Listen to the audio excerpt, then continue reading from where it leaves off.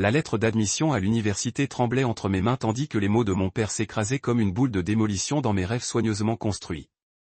Ton frère a un avenir. Tu te marieras. Du jour au lendemain, mon argent pour les études, la liberté que j'avais gagnée au prix d'innombrables nuits d'études et de journées de travail le week-end, fut remis à mon frère pour sa 3e chance en cure de désintoxication. Le vol silencieux de mon avenir eut lieu pendant le dîner, entre le passage du sel et le remplissage des verres d'eau. Le regard détourné de ma mère en dit long dans son silence. Il pensait que ma soumission signifiait capitulation. Mon silence signifiait acceptation. Mais ce que mon père n'avait pas compris en prenant mon argent, c'est qu'il avait aussi pris le reste de ma loyauté. Et lorsque ma professeure d'économie vit le vide dans mon regard le lendemain et me demanda ce qui n'allait pas, elle ne pouvait pas se douter que son simple geste d'écoute deviendrait le premier domino d'une rébellion qui se préparait depuis 18 ans. Assise à la fenêtre de la bibliothèque principale de l'université Grey Hill, je regarde les feuilles d'automne tomber en spirale sur la cour. Les étudiants se précipitent entre les cours, rient, se disputent, vivent. Le papier que j'ai en main me paraît encore irréel. Renouvellement de la bourse confirmé. Mes doigts effleurent le sceau universitaire en relief, et je ne peux m'empêcher de penser que cela a failli ne jamais arriver. Mon avenir m'a été volé avant même que je puisse me battre pour lui. Il y a un an, ma vie était différente. Il y a un an, j'étais Lena Voss, la fille calme et responsable qui faisait tout bien. Notre maison à Millfield n'était pas grand-chose. Un petit 2 étages exigu avec de la peinture blanche écaillée et un plancher grinçant qui craquait au gré de nos promenades nocturnes. Papa, Conrad Voss, avait hérité de la quincaillerie de son père en centre-ville, le genre d'endroit que les grandes surfaces étranglent peu à peu. Il compensait ses échecs commerciaux par un contrôle absolu à la maison. Dîner à 18h tapante, annonçait-il. Pas une demande, mais un ordre. Lena, aide ta mère. Shan, devoir fini. Shan, mon frère cadet de 2 ans, marmonnait quelque chose de évasif en consultant son téléphone. Un enfant chéri, une âme troublée, des excuses à n'en plus finir. Il se trouve, disait maman, en disposant les plats fumants sur la table avec précision.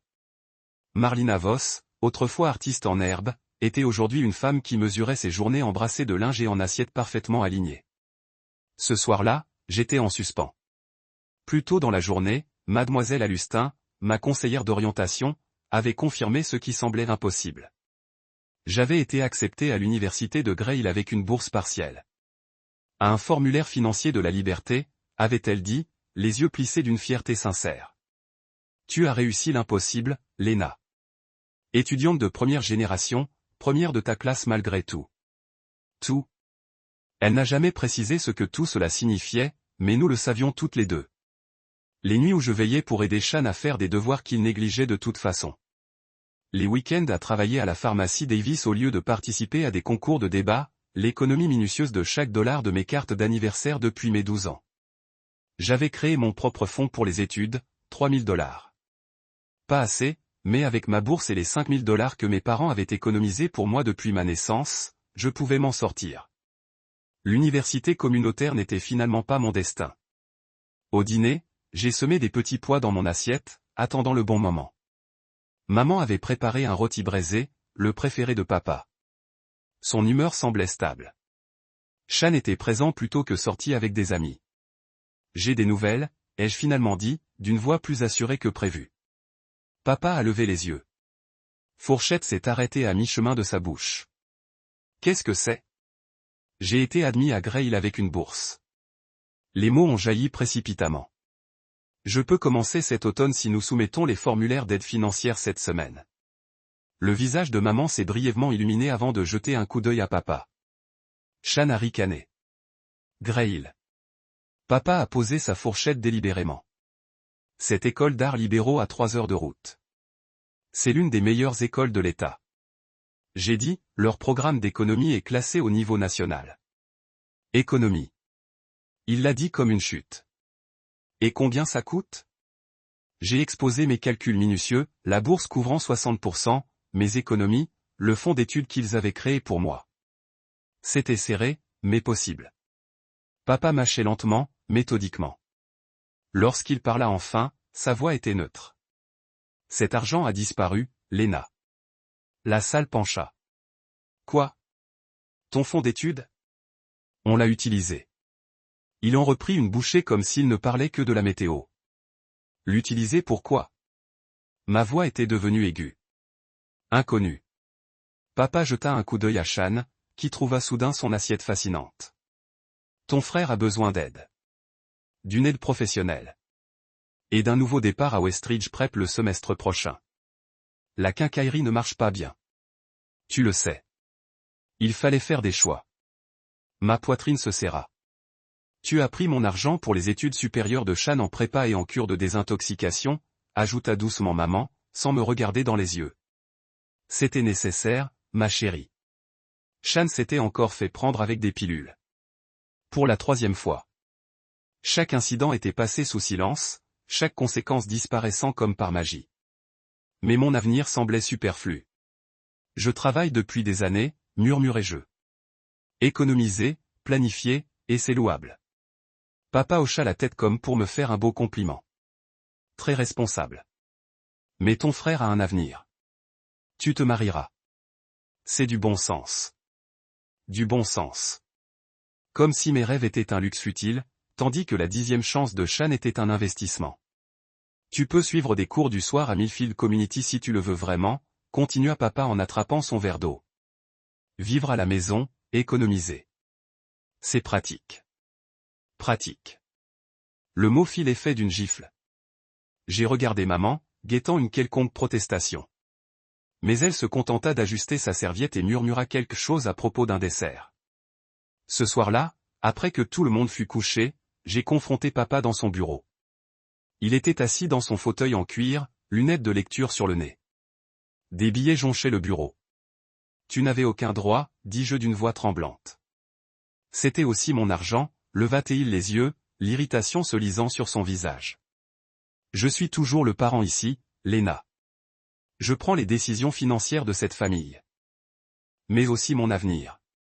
Sa paume s'abattit sur le bureau, me faisant tressaillir. Ne mords pas la main qui te nourrit. J'ai maintenu cette famille à flot pendant que le magasin saignait. Ton frère a besoin d'aide. Ray, je t'aiderai, sinon il finira mort ou en prison. C'est ce que tu veux? Bien sûr que non. Mais il n'y a pas de « mais » ici. Cette discussion est close. Je restais figé, les larmes aux yeux, mais refusant de couler. Quand je me retournai pour partir, maman était sur le seuil, témoin silencieuse de mon humiliation. Maman, s'il te plaît, murmurai-je. Elle me toucha doucement le bras. Ne crée pas plus de tension, Lena. C'est décidé. Décidé. Comme si ma vie n'était qu'un point mineur à l'ordre du jour, coché sur une liste. Dans ma chambre, j'ai sorti la lettre d'admission de Grail, un papier crème à en-tête de la Navy, mon ticket de sortie.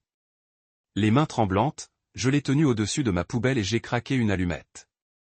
La flamme a léché le coin, puis a consumé mon avenir d'une vengeance orange vif. Je l'ai regardé brûler complètement avant de laisser retomber les cendres. Les jours suivants se sont succédés. J'ai parcouru la maison comme un fantôme, ne parlant que lorsque c'était nécessaire. Je suis allé à l'école, au travail, puis à la maison. Mécanique, vide. Puis est arrivé le jour de l'examen. Économie, ma matière préférée, le test qui déterminerait si j'étais admissible à des crédits universitaires. Des crédits dont je n'avais plus besoin. J'ai fixé la copie d'examen, les questions tourbillonnant devant mes yeux. Courbe d'offres et de demandes, utilité marginale. Des concepts que j'avais maîtrisés n'avaient plus aucun sens. Ma main tremblait tandis que je serrais mon crayon. La pièce semblait étouffée.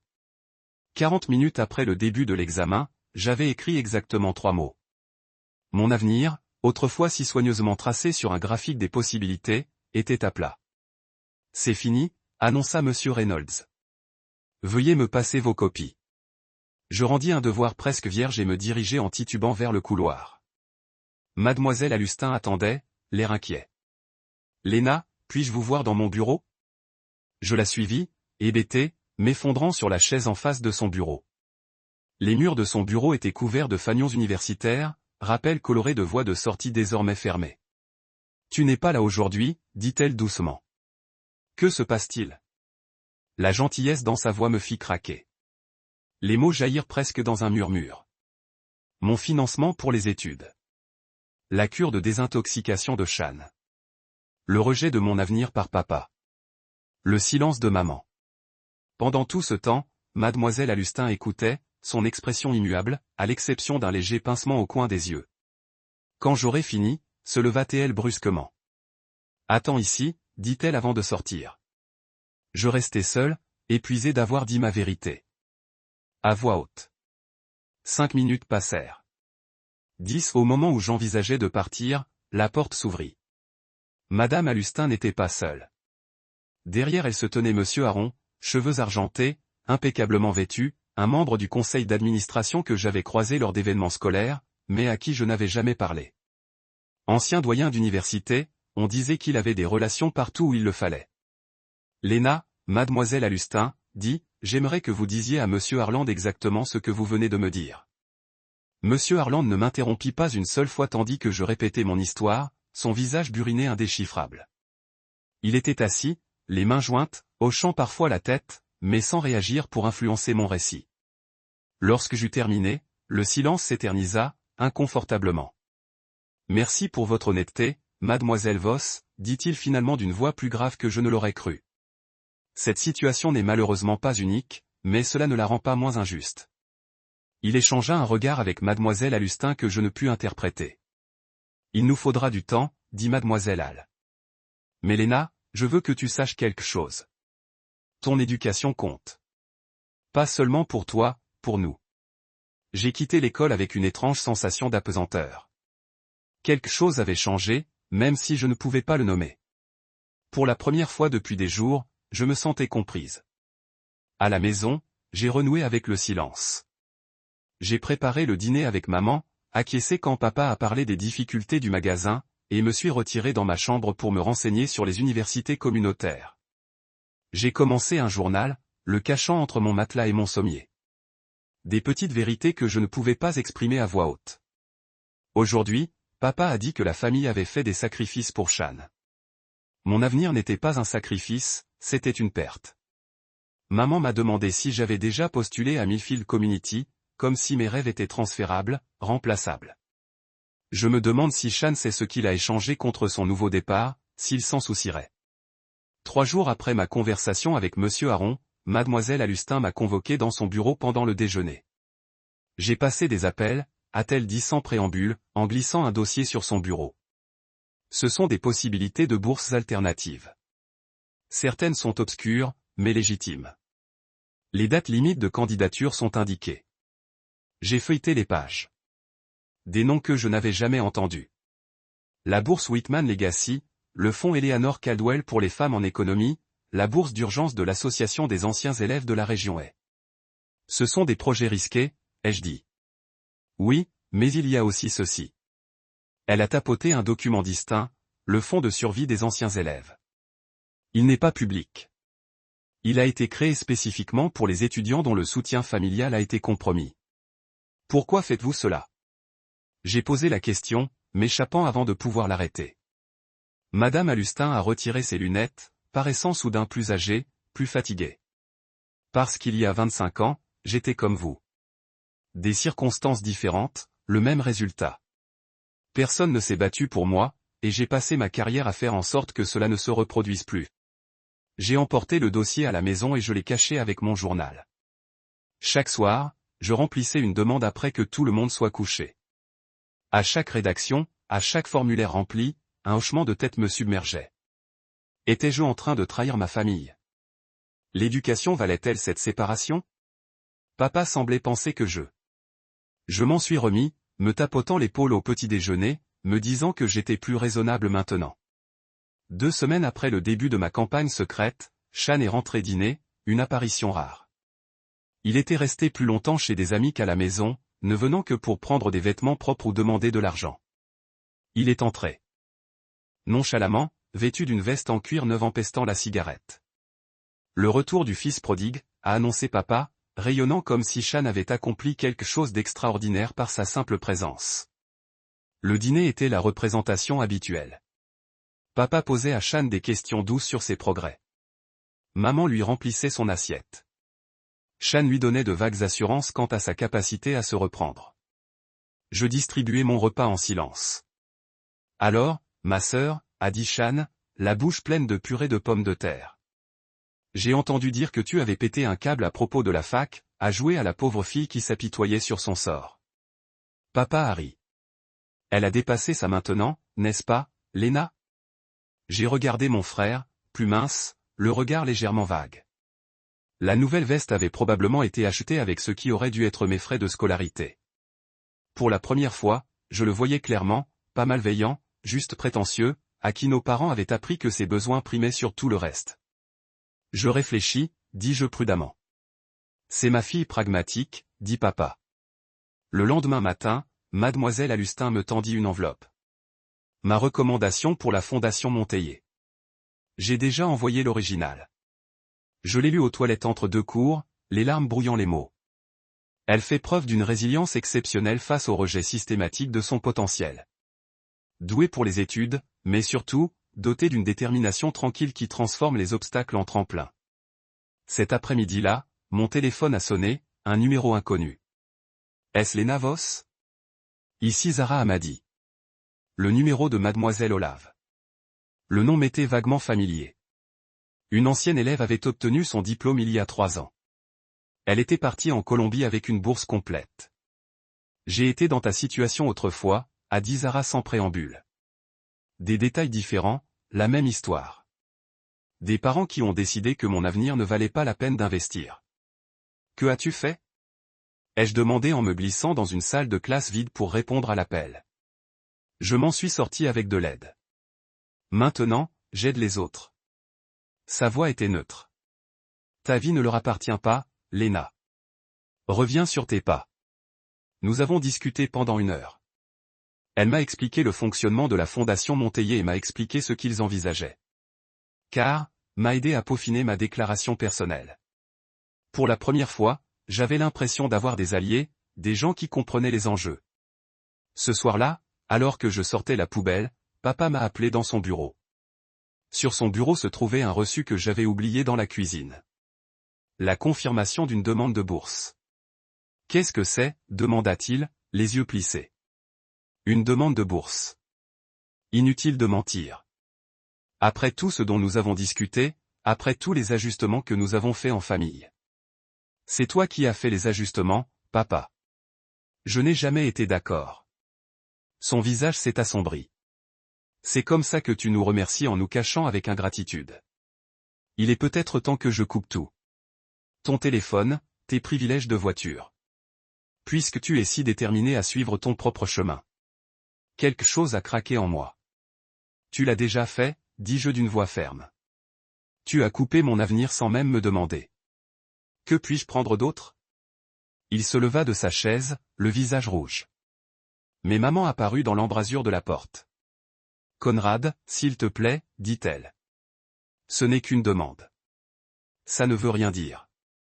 Mais ça veut dire quelque chose. Cela signifiait tout.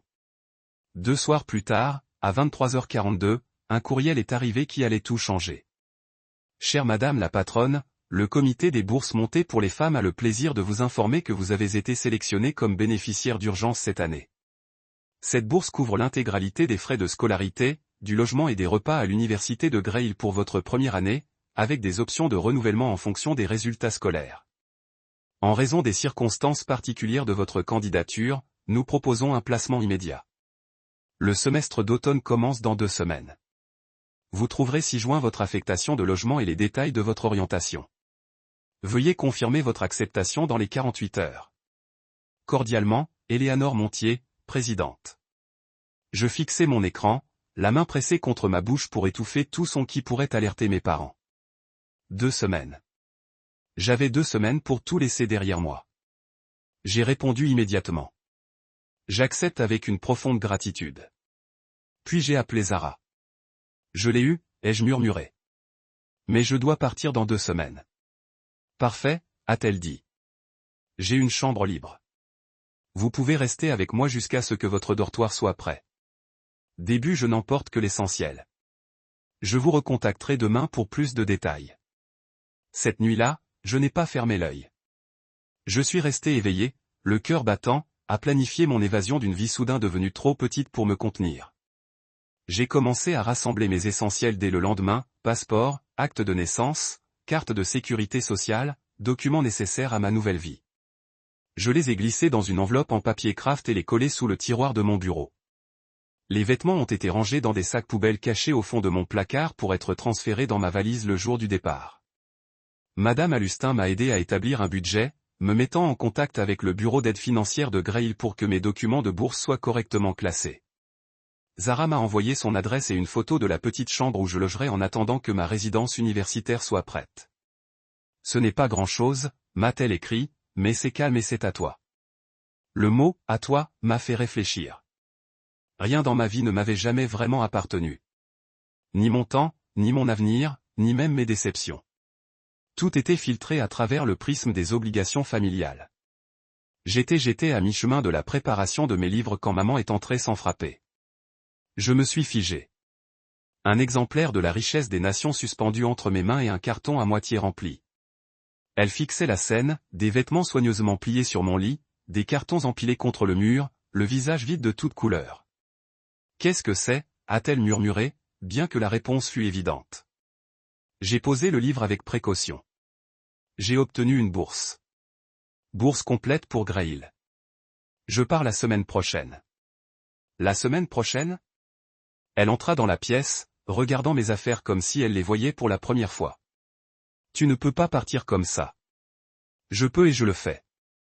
Maman s'affala sur mon lit, dérangeant les piles de vêtements bien rangés. Tu vas détruire cette famille si tu pars. Ton père, il subit tellement de pression. Le magasin, le traitement de Shan. Je ne suis pas celle qui a détruit quoi que ce soit, dis-je doucement. Papa a pris mon avenir et l'a redonné à Shan. C'était son choix.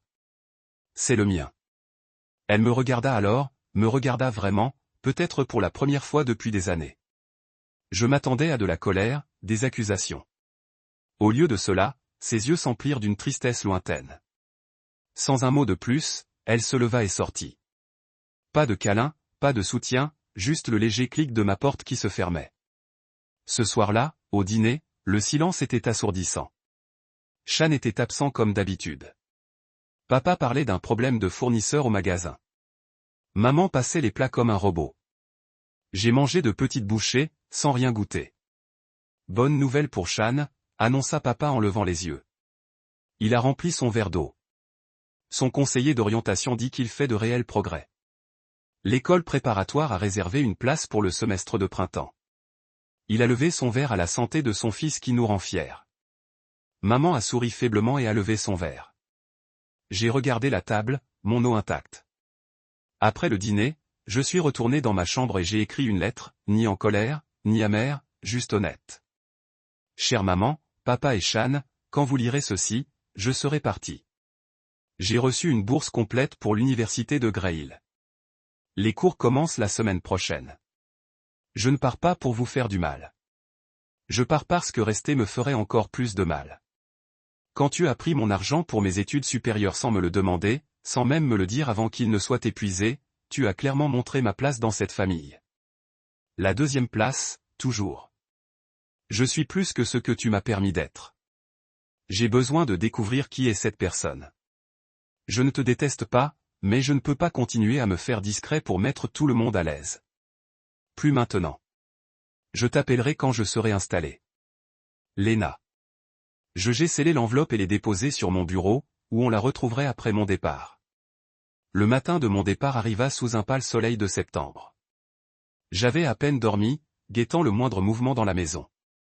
À 5 heures du matin, j'ai envoyé un SMS à Zara, prête.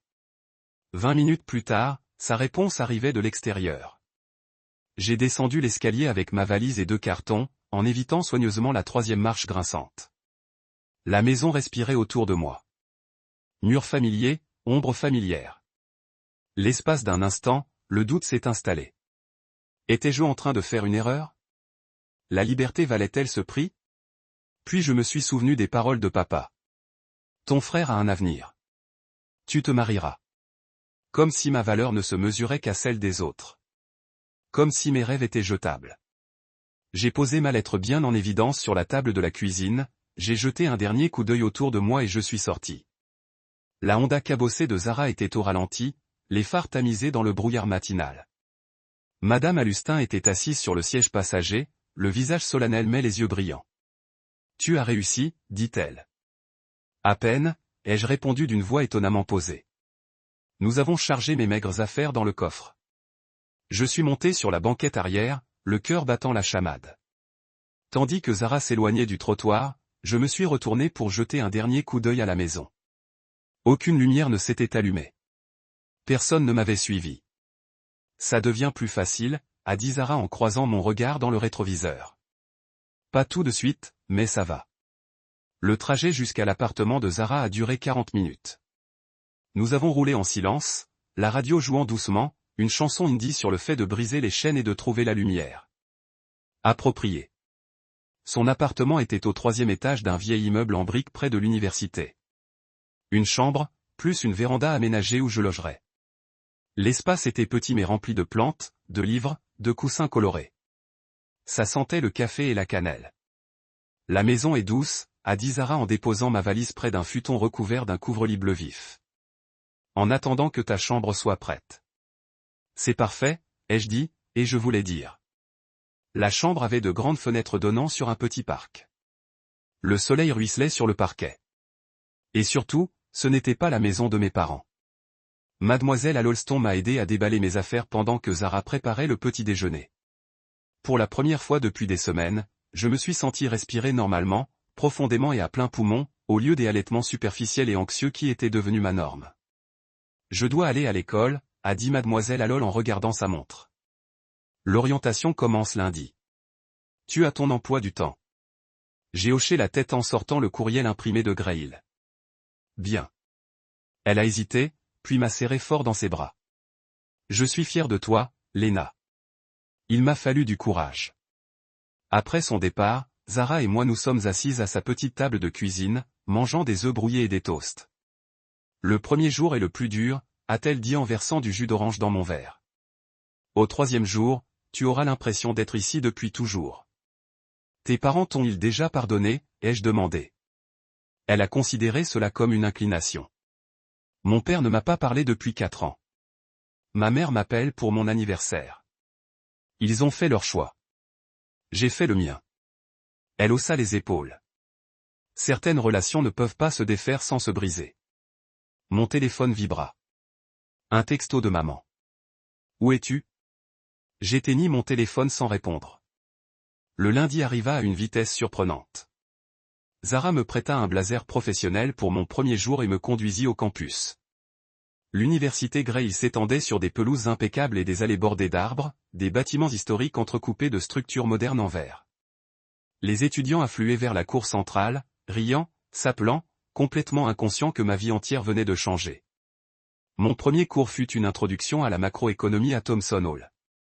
Je trouvai une place au fond, le cœur battant, les paumes moites. La professeure, le docteur Whitman, était une grande femme aux cheveux gris courts et au regard intense. Elle parlait avec passion des systèmes économiques, des défaillances du marché, des mains invisibles. Je prenais des notes furieuses, craignant de manquer un seul mot. C'était surréaliste d'être assise dans une vraie salle de classe universitaire, traitée comme une adulte avec des idées dignes d'intérêt. Personne ne connaissait mon histoire.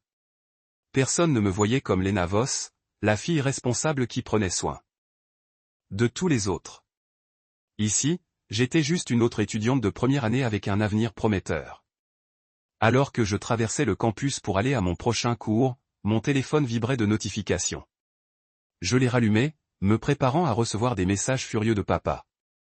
Au lieu de cela, j'ai trouvé pire. Un message du forum de potin local de Millfield m'avait été envoyé par SMS par 3 camarades de lycées différents. Une adolescente du quartier abandonne sa famille après un problème de santé de son frère. Le message anonyme racontait comment j'avais égoïstement fugué pour aller à l'université pendant que mon frère, en difficulté, se battait pour sa guérison. Il décrivait mes parents comme brisés et trahis. Chaque détail était déformé juste assez pour me faire passer pour la méchante. J'ai immédiatement su qu'il avait écrit. Le ton de papa était sans équivoque. Tourner le dos à ses obligations familiales était sa critique préférée pour quiconque se donnait la priorité. Mes mains tremblaient en lisant les commentaires. Certains me défendaient, mais d'autres s'en prenaient à moi, me traitant d'égoïste, d'ingrate, de froide. Le message avait été partagé des dizaines de fois. Un drame de petite ville à son paroxysme. L'espace d'un instant, la honte m'a envahi. Le sentiment familier d'avoir fait quelque chose de mal en me choisissant. Puis la colère l'a remplacée, brûlante et lucide. Ils m'avaient pris mon argent, mes rêves, et maintenant, ils essayaient de me voler ma réputation. J'ai ouvert ma boîte mail et commencé à taper un message à Mademoiselle Alustin. Tu as dit un jour que j'étais à une forme financière près de la liberté. Tu avais tort. La liberté m'a coûté bien plus cher. Ma famille, ma maison, mon passé. Mais ce que tu m'as donné valait même ce prix. Tu n'as pas seulement sauvé mon éducation. Tu m'as sauvé. Merci d'avoir cru que je valais la peine qu'on se batte pour moi. J'ai appuyé sur envoyer, puis j'ai bloqué le forum de Potin sur mon téléphone. J'avais des devoirs d'économie à faire, un avenir à construire, une vie à revendiquer. Le passé pouvait attendre. En me dirigeant vers la bibliothèque, les feuilles d'automne craquaient sous mes pieds, rouges et dorées, pleines de possibilités. Pour la première fois depuis des années, j'ai avancé sans me retourner. Ma chambre à Wilson Hall était exactement comme on pouvait s'y attendre. Des murs en parpaing, des lits jumeaux blancs cassés au matelas fin, des bureaux en métal qui avaient subi des décennies de violences étudiantes. Après 2 semaines passées chez Zara, l'ambiance était étrangement officielle. C'était réel. J'étais vraiment là. Besoin d'aide ? Une voix s'éleva de la porte tandis que je peinais à faire mon lit avec les draps extra longs recommandés par l'université. Ma colocataire, Ayanna Williams, était appuyée contre l'encadrement de la porte. Grande, les cheveux noirs coupés courts et une assurance naturelle que j'enviais immédiatement. Elle était arrivée la veille avec ses parents et une voiture pleine de cartons soigneusement étiquetés. Je n'ai jamais vu personne faire un lit avec autant d'intensité, dit-elle en attrapant l'autre extrémité du drap-housse. On dirait que tu fais de la chirurgie. J'ai ri, surprise par le naturel de la chose. Première fois loin de chez moi. Pareil. Mais ma mère m'a fait m'entraîner à faire et défaire mes valises 3 fois avant de venir. Préparation à la fac de droit, apparemment. Ayanna a levé les yeux au ciel. Elle est convaincue que l'organisation est la première étape pour devenir Ruth Bader Ginsburg. Nous avons travaillé dans un silence complice, rangeant les coins et arrangeant les oreillers. C'était étrange d'avoir quelqu'un qui m'aide sans rien attendre en retour. Alors, filière économie, demanda Ayanna en désignant mes manuels d'un signe de tête. C'est le plan. Tu es en prépa droit depuis mes 10 ans et j'ai réussi à me faire lever 1 heure après l'heure du coucher en m'appuyant sur la jurisprudence de mon frère aîné. Notre 3e colocataire est arrivée cet après-midi-là, Chloé Bennett, une étudiante en soins infirmiers du Connecticut aux cheveux blonds miel et à l'expression perpétuellement douce et attentionnée. Elle était déjà arrivée avec des biscuits faits maison et des photos de famille. Encadrée pour son bureau. Ma mère a dit, premier jour, les amis deviennent une famille, a-t-elle annoncé en disposant les biscuits sur une assiette, alors autant commencer par le sucre. Ce soir-là, nous étions tous les 3 assis en tailleur sur le sol de la chambre, à partager des histoires entre 2 bouchées de biscuits. Ayanna a décrit les traditions familiales du 4 juillet, avec les fameuses explosions de grillades de son père. Chloé a parlé de ses jeunes sœurs et de leur chambre commune avec sa stricte division du territoire. Quand mon tour est venu, j'ai hésité. Ma famille est compliquée. J'ai dit enfin. Qui ne l'est pas ? Ayanna a ri. La mienne est plutôt normale, a dit Chloé. Ce qui fait de moi la personne bizarre, je suppose. J'ai souri, mais je n'ai pas développé. Comment expliquer qu'il y a 3 semaines, j'avais quitté tout ce que j'avais connu ? Que j'avais laissé une lettre sur une table de cuisine et disparu avant l'aube. Que mon téléphone contenait des dizaines de SMS sans réponse de ma mère et aucun de mon père. Plus tard, alors que nous nous préparions à aller au lit, Chloé m'a touché l'épaule pour je me suis renseigné sur les horaires des toilettes. J'ai tressailli involontairement, d'un geste brusque. Les yeux de Chloé se sont légèrement écarquillés, son instinct d'étudiante infirmière enregistrant clairement la réaction. Désolée, a-t-elle dit doucement. J'aurais dû demander avant de toucher. Ça va, ai-je répondu rapidement. Juste nerveuse. Nouvel endroit et tout, mais ce n'était pas bien. Et Chloé le savait. Elle a gardé une distance prudente par la suite, annonçant toujours sa présence, ne s'approchant jamais par derrière. De petites politesses dont j'ignorais la nécessité. La 2e semaine, j'ai découvert que l'université offrait des services de conseil gratuits.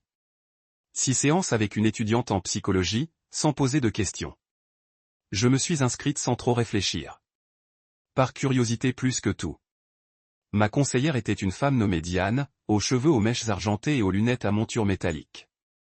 Son bureau était décoré de plantes dans tous les coins et une boîte de mouchoirs posée avec tact à portée de main. « Qu'est-ce qui vous amène ici, Léna » a-t-elle demandé, un côté s'installant dans le fauteuil rembourré en face d'elle. « Je m'adapte à la fac » dis-je d'un ton las. « C'est vraiment une adaptation. Y a-t-il quelque chose de particulier que tu trouves difficile ?» Je fixai mes mains. J'ai quitté la maison dans des circonstances difficiles. Diane attendait, son silence invitant mais sans exigence. Mon père a utilisé mon argent pour financer la rééducation de mon frère. Quand j'ai trouvé un autre moyen de venir ici, ma famille n'a pas soutenu ma décision. Ça a l'air incroyablement douloureux, dit Diane. Comment as-tu fait pour gérer ça? La simplicité de la question m'a déstabilisé. Personne ne m'avait demandé comment je faisais pour gérer la situation.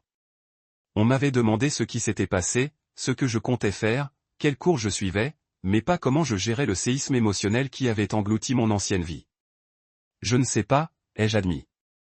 Certains jours, je me sens libre. D'autres jours, j'ai l'impression d'avoir fait quelque chose de terrible. Pourquoi terrible? Parce que les bonnes filles ne partent pas. Elles ne se font pas passer en premier. L'expression de Diane restait neutre, mais son regard était bienveillant. Selon qui? Mon père, ma mère, tous les habitants de ma ville natale. Apparemment, lors de cette première session, j'ai dit rien d'autre. Je suis parti en me sentir étrangement creux, comme si j'avais ouvert une porte. Je n'étais pas prêt à traverser. À notre 3e session, quelque chose avait changé. Comme je l'ai décrit la nuit où mon père a annoncé qu'il avait pris mon fonds universitaire, les larmes sont venues. Pas les larmes silencieuses contrôlées que je me suis autorisé en privé, mais à halter les qui semblaient s'élever de quelque part ancien en moi. Il m'a fait me sentir petit, je me suis étouffé. Si petit que je ne demanderai pas plus. Si petit que je serai reconnaissant pour les morceaux d'approbation qu'il a offerts. Diane m'a tendu des tissus. Et ta mère? La question a atterri comme une pierre. Elle a regardé. Elle a toujours juste regardé. Alors que je parlais de ma mère, des souvenirs ont fait surface, des fragments que j'avais enterrés. Marina pleurant derrière la porte de salle de bain verrouillée. La manière prudente qu'elle s'est arrangée à la table du dîner, prenant un minimum d'espace. Comment elle a tressailli quand mon père a élevé la voix. Une réaction si familière que j'avais cessé de remarquer. Elle était piégée aussi. J'ai réalisé à haute voix. Mais elle l'a laissé faire la même chose pour moi. Parfois, les gens qui se noient ne peuvent pas sauver les autres. Dit tranquillement Diane. Mais c'était ma mère, je murmurai. Elle était censée me protéger. Oui, Diane a accepté. Elle l'était. Ces mots simples, une reconnaissance de ce qui aurait dû être, a brisé quelque chose de lâche en moi. Je ne pouvais plus excuser le silence de ma mère. Je ne pouvais pas prétendre qu'il ne m'avait pas blessé aussi profondément que les actions de mon père. Octobre a apporté à mi-parcours et le premier froid de l'automne. Je me suis lancé dans l'étude, reconnaissant pour l'excuse légitime pour me concentrer sur autre chose que mes liens familiaux fracturés. Ayana et moi avons formé un groupe d'études avec 2 autres majors en économie, passant tard dans la bibliothèque alimentée par le café des distributeurs automatiques et l'anxiété partagée. Un mardi soir, mon téléphone s'est allumé avec un nom que j'avais évité. Jason Miller, mon ancien partenaire de laboratoire et l'une des rares personnes de Millfield, j'ai toujours envoyé un texto. Avez-vous entendu parler de Shan? Mon estomac se serra. Non. Que s'est-il passé? Arrêté au parti de Taylor Burke. Assaut. Assez mauvais. J'ai regardé l'écran, attendant la ruée familière de la responsabilité. La nécessité de réparer, d'aider, de faire les choses correctement. Ça n'est pas venu. Au lieu de cela, j'ai ressenti une étrange tristesse détachée. L'autre personne va-t-elle bien? J'ai finalement tapé, ouais, Brad Wilson, le nez cassé. Shan a été gaspillé. Bien sûr qu'il était.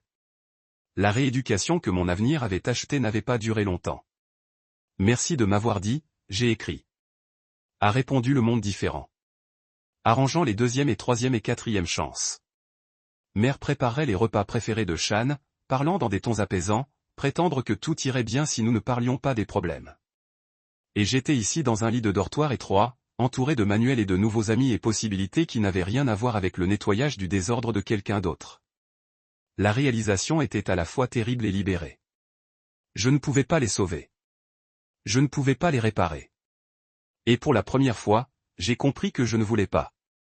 La semaine suivante, j'ai reçu un email du professeur Layton, qui a enseigné un cours de podcast sur le campus populaire. Chère Lena, votre journal d'iniquité économique était exceptionnel. Nous faisons une série spéciale sur les disparités de bourse pour le podcast du département. Seriez-vous prêt à partager votre point de vue? L'épisode est intitulé Cost Hidden, quand l'éducation n'est pas pour tout le monde. Meilleures salutations, le docteur Anita Layton. Mon premier instinct a été de refuser. J'avais fait attention à ce que j'ai partagé à Grail, présentant une version désinfectée de mon arrière-plan. Mais quelque chose sur le docteur Layton, l'invitation a résonné. Peut-être que mon histoire pourrait aider quelqu'un d'autre à se sentir piégé par les attentes familiales ou le contrôle financier. L'enregistrement a eu lieu dans un petit studio du bâtiment des communications. L'hôte étudiant, Marcus, avait un script de questions, mais la conversation a rapidement dépassé eux. Tant de familles voient l'éducation différemment pour les fils et les filles. Je me suis retrouvé à dire, c'est parfois subtil. La façon dont les réalisations sont célébrées différemment, la façon dont les avenirs sont imaginés. Est-ce que c'était votre expérience? Demanda Marcus. J'ai pris une profonde inspiration. Mon avenir a été volé avant même de me battre pour ça. Mon fonds universitaire a été tiré de l'école de réadaptation et de préparation de mon frère parce que, selon les paroles de mon père, votre frère a un avenir. Vous vous mariez. Les mots étaient suspendus dans les airs, bruts et indéniables. Comment êtes-vous arrivé ici alors? Demanda Marcus. J'ai pensé à mademoiselle Alustin, monsieur Aron, Zara. Les alliés improbables qui étaient apparus quand j'en avais le plus besoin. Quelqu'un n'a écouté, j'ai simplement dit. Quelqu'un pensait que je méritais l'avenir pour lequel je travaillais. Les gens m'ont reconnu sur le campus. Aidez les autres. Vous. Votre père ne sait pas que j'ai écrit ceci. 5 mots et un secret. Une minuscule rébellion d'une femme qui avait passé des décennies à compromettre. J'ai regardé l'écran, je ne sais pas comment me sentir. Une partie de moi voulait répondre immédiatement pour saisir ce fil de connexion fragile. Une autre partie recula, se souvenant de son silence quand j'avais le plus besoin de sa voix. J'ai enregistré l'email mais je n'ai pas répondu. Je n'étais pas prêt. La même semaine, j'ai interviewé pour un poste d'assistant de recherche avec le Dr Cohen, un professeur invité étudiant la mobilité économique. Le travail fournirait une petite allocation et une expérience précieuse pour mon CV. Votre demande était assez convaincante, a déclaré le Dr Cohen alors que j'étais assis en face d'elle, essayant de ne pas agiter, en particulier votre essai sur le contrôle économique intergénérationnel comme une forme de pouvoir domestique. Mon visage s'est réchauffé.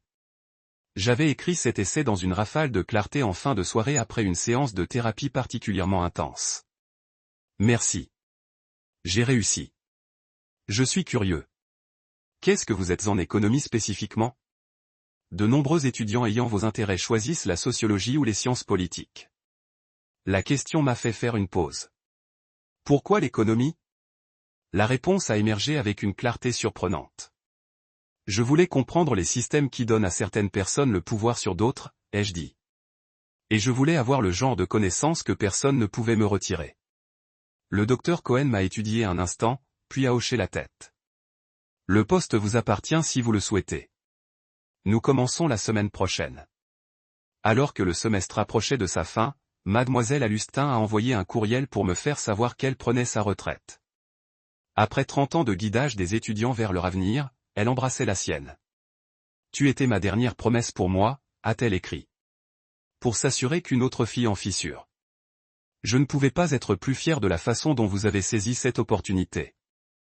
Attachée à l'email était une photo de madame Alustin debout à côté d'un camion en mouvement, souriant largement. Elle se dirigeait vers l'Oregon pour vivre près de sa fille. Un nouveau chapitre pour elle pouvait aussi. Quelque chose de plus personnel, après une condition, je voulais lire la lettre que je me suis déroulée. J'ai récupéré un morceau de moi-même. Fille obéissante, j'étais formé pour être, mais la femme que je devenais. Strong, certain, gratuit. Quand j'ai fini, le silence a rempli le studio. Puis Marcus a dit tranquillement, merci d'avoir partagé cela. Alors que je retournais à mon dortoir à travers la neige de décembre tourbillonnante, j'ai réalisé que quelque chose avait changé. Le poids que j'avais porté depuis que nous avons quitté la maison. La culpabilité, le doute, la peur avaient été détenus. Pas disparus, mais assez éclairés pour me laisser rester plus droit, respirer plus profondément. J'étais plus que ce qu'ils m'ont permis d'être. Et je commençais à peine à découvrir qui était cette personne. Au semestre de printemps de ma première année, Grail était devenu à la maison d'une manière que Millfield n'avait jamais eue. Mon poste de recherche auprès du docteur Colloin est devenu un projet collaboratif examinant le contrôle financier comme une forme de violence domestique. Le travail qui m'a gardé engagé bien au-delà des heures requises. Mon GPA m'a mis sur la liste des doyens, et j'avais été invité à rejoindre la Société au nord de l'économie malgré le fait d'être seulement un étudiant de première année. Surtout, je me suis retrouvé à devenir quelqu'un que les gens cherchaient pour des conseils. Après les épisodes du podcast sur mon expérience, d'autres étudiants, en particulier les jeunes femmes, m'ont cherché. Ils s'approcheraient avec hésitation dans la salle à manger ou après les cours, en commençant souvent par « J'ai entendu votre histoire, et je fais face à quelque chose de similaire ». Je n'ai jamais eu de réponse facile, mais je pouvais offrir ce qui m'avait sauvé. Une oreille à écouter, une croyance inébranlable en leur potentiel et des ressources pratiques pour se libérer. La Fondation Monteiller m'a demandé de devenir un père mentor pour les nouveaux récipiendaires des bourses. Une fois par semaine, je rencontrais 3 autres étudiants qui avaient surmonté des obstacles similaires à l'éducation. Nous avons parlé du syndrome d'imposteur, du cadre des limites et du chagrin compliqué qui vient de choisir vous-même plutôt que des attentes familiales. Cela devient plus facile, je me suis retrouvé à dire, faisant écho aux paroles de Zara de cette promenade avant l'aube de ma maison d'enfance. Pas tout à la fois, mais c'est le cas. Ayana et moi étions devenus inséparables, sa confiance franc en équilibrant ma détermination plus silencieuse. Elle m'a traîné pour les manifestations du campus et débattre des réunions du club. Je lui ai présenté la paix méditative des séances d'études tôt le matin dans des salles de classe vides. Chloé est restée une douce présence, assez intuitive pour savoir quand j'avais besoin d'espace et quand j'avais besoin de cookies de ces forfaits de soins apparemment sans fin. Un après-midi d'avril croustillant, je quittais la librairie du campus avec un planificateur nouvellement acheté lorsque j'ai repéré une silhouette familière debout maladroitement près des portes vélo. Ma mère a l'air plus petite que je ne me souvienne, ses cheveux plus gris, ses épaules plus penchées, m'ont pas vacillé. Nous n'avions pas parlé depuis que je suis parti. Son seul email est resté sans réponse dans ma boîte de réception. Elle ne m'avait pas encore vu. Je pouvais me retourner, m'éloigner, protéger la vie que je construisais soigneusement. Mais quelque chose m'a tenu en place. Pas obligation ou culpabilité, mais curiosité. Qui est cette femme en dehors de l'ombre de mon père? Maman. Ma voix a traversé la cour. Elle a tourné, son expression à vélo rapidement par la surprise, le soulagement et l'incertitude. Léna. Nous nous sommes affrontés, séparés par plus que les quelques mètres entre nous. Que faites-vous ici? J'ai demandé. Je voulais voir où tu vis maintenant. Sa voix était mince, provisoire. J'aurais dû appeler en premier. Oui, vous devriez avoir. Elle hocha la tête, acceptant le rebuque. Vous avez l'air différent. Je suis différent. Un étudiant a passé devant nous et j'ai réalisé que nous nous tenions au milieu de la passerelle. Il y a un café au coin de la rue. J'ai dit, pas tout à fait une invitation. Elle m'a suivi au Groundwork Café, un lieu de rencontre d'étudiants bondé avec des meubles dépareillés et un café torréfié localement. Nous avons commandé et trouvé une table près de la fenêtre. La normale de la situation, prenant un café avec ma mère, se sentait surréaliste dans le contexte de notre arrange. Votre père ne sait pas que je suis là, dit-elle, réchauffant ses mains autour de sa tasse. Je ne suis pas surpris. Les choses ne sont pas bonnes depuis votre départ. La date d'audience de Shan est le mois prochain. Ton père. Elle s'éloigna, son regard tombant sur la table. Il est en colère tout le temps. Le magasin échoue. Il blâme tout le monde sauf lui-même. J'ai attendu, je ne sais pas ce qu'elle voulait de moi. Sympathie, solution, pardon. Je n'aurais pas dû le laisser vous faire ça, dit-elle finalement, sa voix à peine audible sur le bavardage du café. Prenez votre avenir comme ça. Je savais que c'était mal. L'admission était suspendue entre nous.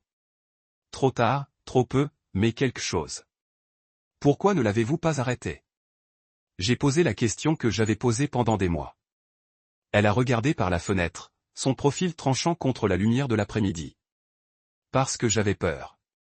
J'ai toujours eu peur. De papa, de tout, d'être seul, de faire le mauvais choix. Ses yeux ont rencontré les miens, de finir comme ma mère, divorcée, en difficulté, amère. Donc, au lieu de cela, vous le laissez tout contrôler, y compris moi. Elle tressaillit, mais ne l'a pas nié. Oui. Nous nous sommes assis en silence, le poids de son admission s'installant entre nous. J'avais imaginé cette conversation d'innombrables fois, parfois avec rage, parfois avec une réconciliation en larmes. La réalité était plus désordonnée, plus modérée. Je suis désolé, Léna. Sa voix craqua. Je t'ai échoué. Quelque chose s'est déplacé dans ma poitrine. Pas le pardon exactement, mais la reconnaissance. Pour la première fois, ma mère me voyait clairement, reconnaissant le mal fait plutôt que de le minimiser. Oui, j'ai dit que vous l'avez fait. Des larmes ont jailli dans ses yeux, mais je ne pouvais pas la réconforter. Pas encore. Peut-être jamais. Mais je n'ai pas échoué moi-même. J'ai continué. Je suis sorti. Je construis quelque chose ici, et cela me suffit. Elle hocha la tête, essuyant ses yeux avec une serviette. Tu es plus fort que jamais. Nous avons terminé notre café en silence. Alors que nous nous tenions pour partir, elle se déplaçait comme pour me serrer dans ses bras, puis s'arrêta. Puis-je vous appeler un jour, elle a demandé. Je ne sais pas, répondis-je honnêtement. Peut-être, pas encore. Nous nous sommes séparés sans fermeture, mais sans haine. Un début peut-être, mais selon mes termes cette fois. 2 semaines plus tard, Ayana a fait irruption dans notre chambre, le visage rincé d'émotion. Qu'est-ce que diable, Elena? Pourquoi ne m'as-tu pas dit? Elle m'a poussé son téléphone. À l'écran était un article de newsletter sur le campus. La majeure en économie de première année nommée Firstara récipiendaire du Harlem Excellence Award. Ci-dessous du titre était mon nom. Je ne savais pas. J'ai dit de façon honnête. Quelle est la tarification de la Harlon? Est brillant et ne le sait même pas jour, il avait entendu mon histoire pour la première fois dans le bureau de Missal. Vos, a-t-il dit, me remettant une plaque gravée. Alors que nous posions pour une photo, il s'est appuyé et a chuchoté. Vous avez fait tous les risques que nous en avons pris. Plus tard cette semaine, le service de communication de l'université m'a contacté. A expliqué les gens qui ont récemment été lancés. Vous demandant si vous avez entendu parler de lui. À la maison. Le numéro de mon père est apparu sur mon téléphone quelques minutes plus tard. Je l'ai regardé, à tracing, puis j'ai refusé l'appel et bloqué le numéro. Quelle que soit la crise que Shan avait créée cette fois, ce n'était pas ma responsabilité de le réparer. Lors de ma dernière séance de thérapie du semestre, j'ai dit à Diane de bloquer l'appel de mon père. Comment cela a-t-il ressenti? Elle a demandé. Effrayant, admis-je, puis soulageant, puis triste. J'ai considéré la question. J'avais l'habitude de me sentir coupable de m'avoir choisi. Maintenant, je me sens coupable que je n'ai jamais fait. Diane sourit. C'est un progrès significatif, Léna. Cette nuit-là, j'ai trouvé la lettre que j'avais laissée à ma famille, celle que j'avais lue à haute voix sur le podcast. Je l'ai relue, frappé par la façon dont ma perspective s'était déplacée en seulement 8 mois. La douleur était toujours là, mais plus terne maintenant, plus comme une vieille cicatrice qu'une blessure ouverte. J'ai ouvert mon ordinateur portable et commencé un nouveau document. Pas une révision de l'ancienne lettre, mais une nouvelle. Une lettre à moi-même, reconnaissant jusqu'où j'en venais et où j'avais encore besoin d'aller. Un rappel que la liberté ne concernait pas seulement l'évasion, mais sur ce que vous avez construit par la suite. Alors que le printemps a cédé la place à l'été, j'ai choisi de rester à Grey Hill pour un programme de recherche intensif plutôt que de retourner à Millfield. J'ai loué un petit appartement hors campus avec Ayana, travaillé dans le laboratoire du Dr Cohen pendant la journée et enregistré des épisodes de podcast le soir. Ma vie était pleine d'une manière que je n'aurais pas pu imaginer il y a un an, un travail stimulant, des amitiés significatives, une voix que les gens écoutent réellement. Le nœud constant de l'anxiété qui vivait dans ma poitrine depuis aussi longtemps que je me souvienne avait finalement commencé à desserrer. Par une chaude soirée de juin, Je me suis assis près de la fenêtre de la bibliothèque universitaire, en regardant les étudiants accros le couette en dessous. Le papier dans ma main était toujours irréel. Renouvellement des bourses complètes confirmées. Mon téléphone bourdonnait d'un texte d'Ayana. Dîner à 7 ans. Zara arrive aussi. Vous célébrez. J'ai souri et tapé. Ne le manquerai pas. Alors que je rassemble mes livres, j'ai pensé à Miss Hall, maintenant à la retraite heureusement en Oregon, et quoi elle avait dit ce jour-là dans son bureau lorsque mon monde s'effondrait autour de moi. Cette situation n'est malheureusement pas unique. Elle avait raison. Mon histoire n'était pas unique.